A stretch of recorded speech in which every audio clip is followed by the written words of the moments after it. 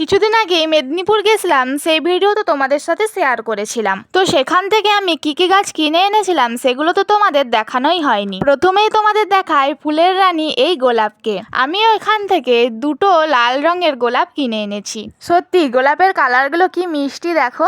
আমার কাছে পিঙ্ক কালারের দেশি ভ্যারাইটির অনেকগুলো গোলাপ গাছ আছে, কিন্তু পিঙ্ক কালার ছাড়া অন্য কোনো কালারের আর কোনো গোলাপ গাছ আমার কাছে ছিল না। তাই এত সুন্দর কালারের গোলাপগুলো দেখা মাত্রই আমি এগুলো নিয়ে চলে এলাম। আর নিয়েছি এই সাদা গোলাপটা।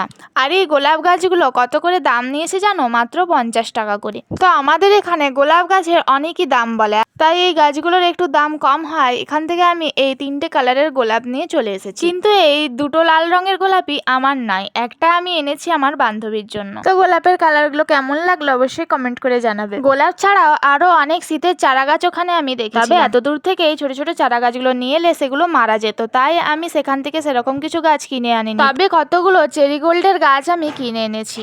এরপর গাছগুলোকে লাগানোর পালা, তো সেগুলো আমি নেক্সট ভিডিওতে শেয়ার করব। তো যাই হোক, ভিডিওটা কেমন লাগলো অবশ্যই কমেন্ট করে জানাবে। ভালো লাগলে লাইক করে চ্যানেলটা সাবস্ক্রাইব করে যাবে। তো আজকের মতো বাই, দেখা হবে নেক্সট ভিডিওতে।